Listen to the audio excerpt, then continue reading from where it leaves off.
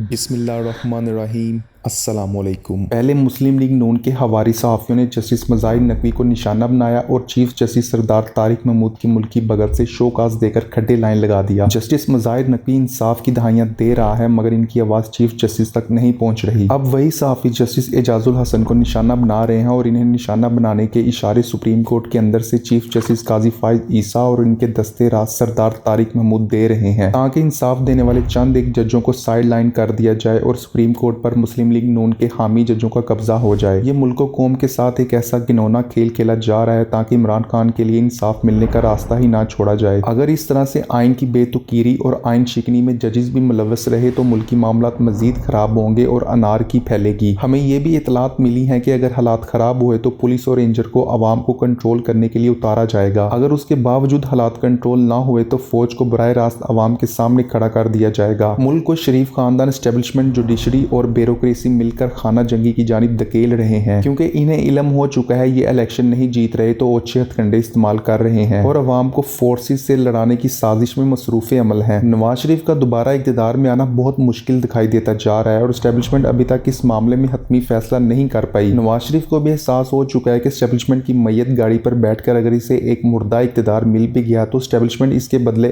ऐसा काम करवाएगी जिनसे ना सिर्फ नवाज शरीफ खानदान का नाम हमेशा के लिए खत्म हो जाएगा बल्कि इसका अंजाम मौत पर भी हो सकता है। ऐसी सूरत में नवाज शरीफ भी अब इक़्तिदार की दौर से दूर होता जा रहा है। अवाम की नवाज शरीफ से शदीद नफरत के बायस एस्टेब्लिशमेंट बिलावल जरदारी पर नजर करम करने के लिए तैयार बैठी है और मुमकिन है पीपल्स पार्टी के लिए चंद मुखालिफ मनसूबा साज अपनी जिद छोड़कर बिलावल जरदारी को अपना निगाह मरकज बना ले। दरअसल हर तरह से नवाज शरीफ के लिए राह हमवार की गई, सहूलतें दी गई मगर मुस्लिम लीग नून अवाम में अपनी जगह बनाने से बुरी तरह नाकाम रही। जनरल आसिम मुनीर की अभी तक पहली चॉइस नवाज शरीफ है क्योंकि आर्मी चीफ का ओहदा नवाज शरीफ से डील के तफैल मैसर आया है मगर अपने पेटी भाइयों का रुझान बिलावल जरदारी जानिब देखकर हो सकता है शफकत का हाथ बिलावल जरदारी के सर पर रख दिया जाए, जिसकी सबसे बड़ी वजह यही नजर आती है कि अवाम में नवाज शरीफ की तरह बिलावल जरदारी के लिए नफरत देखने में नहीं आई। इन इम्कानात को भी नजरअंदाज नहीं किया जा सकता कि महफामत के बादशाह जरदारी ने नवाज शरीफ से बढ़कर डील की ऑफर कर दी हो। इलेक्शन की तारीख के बाद ही मामला वाजिया हो सकेंगे कि कौन किसके साथ खड़ा है। देखते हैं ये कश्मकश क्या रंग लाती है। दोनों तरफ से जिसकी बोली ज्यादा होगी और जो अच्छे बच्चे की तरह एस्टेब्लिशमेंट के एजेंडे पर चलेगा वही एस्टेब्लिशमेंट का प्यारा बनेगा। बिलावल जरदारी के लिए नवाज शरीफ का माजी का एस्टेब्लिशमेंट से टकराव प्लस पॉइंट है। दूसरी तरफ हामिद मीर बागी हो गया या नहीं ये अभी कंफर्म नहीं, लेकिन टीवी छोड़ने के बाद हामिद मीर का पहला यूट्यूब वीलॉग वो भी फौज और रियासत के खिलाफ आया है। क्या हामिद मीर ने बगावत कर दी है? क्या हामिद मीर किसी मिशन पर है? हामिद मीर को इस वक्त ही ये बातें अब क्यों याद आई? क्या हामिद मीर का इंजाम भी अरशद शरीफ जैसा होगा? क्या रियासत और फौज पर इल्जामात जो लगाए वो ठीक है? क्या हामिद मीर अपनी गिरती साख को बेहतर करने के लिए ऐसा कर रहा है? क्या आपको हामिद मीर पर एतमाद है? क्या हामिद मीर पर इल्जामात का मुकदमा दर्ज होगा? क्या हामिद मीर जेल जाएगा? पर्चे होंगे या सिर्फ ड्रामा है? ये एक ऐसा शख्स है जिसने रिजीम चेंज ऑपरेशन से कुछ हफ्ते पहले ही इमरान खान को फितना कहना शुरू कर दिया था। इन दिनों अपने वाशिंगटन पोस्ट के कालमों में लिखता था जितनी जल्दी खान साहब को मार दिया जाए बेहतर है और साथ अमेरिका को बताता था कि इमरान खान एक खतरनाक दहशतगर्द ज़हन का मुतशद्दिद पाकिस्तानी है। हामिद मीर अमेरिका से इल्तिजाएं करता था कि इमरान खान को रस्ते से हटा दिया जाए क्योंकि ये अमेरिकी मफादात के लिए खित्ते में संगीन खतरा है। हामिद मीर ने आसिफ जरदारी और नवाज शरीफ को पाकिस्तान में जमहूरियत के चैंपियंस करार दिया था और इमरान खान को मजहबी शिद्दत पसंदों, दहशतगर्दों, लिबनान की हिजबुल्लाह, ईरान, रूस, वलीद मीर पुतिन और डोनाल्ड ट्रंप का खतरनाक साथी करार दिया था। इसके साथ अमेरिकी एस्टेब्लिशमेंट से पुरजोर अपीलें करता था कि जैसे इसने डोनाल्ड ट्रंप को हटाया था इसी तरह पाकिस्तान में भी इमरान खान को रोका जाए। हामिद मीर लिखता था कि इमरान खान कभी आराम से नहीं बैठेगा और मुस्तकिल अमेरिका और जमहूरियत के लिए खतरा बना रहेगा, इसलिए बेहतर है इसको खत्म कर दिया जाए। मज़ामीन की जुबान ऐसी होती जैसे हामिद मीर लिखने का अहल नहीं है। ये खालिस अमेरिकी ईडियम में लिखी गई तहरीरें थी जिसके लिए कम अज़ कम हुसैन हक्कानी जैसे शख्स के तजर्बे और तलीम की जरूरत थी। ऐसा लगता था कि हामिद मीर को एक्सपर्ट्स की खिदमात हासिल थी। हो सकता है ये मज़ामीन हामिद मीर और हुसैन हक्कानी ने मिलकर लिखे हों, लेकिन बाद में पता चला था कि अमेरिका में इमरान खान के खिलाफ प्रोपोगेंडा करने के लिए कमर बाजवा ने मुबीना तौर पर हुसैन हक्कानी को हायर किया था। ये था हामिद मीर का ऑपरेशन रिजीम चेंज में घिनौना किरदार जिसने अब अचानक जमहूरियत के हक में बोलना शुरू कर दिया है। पता नहीं ये किसके एजेंडे पर काम कर रहा है।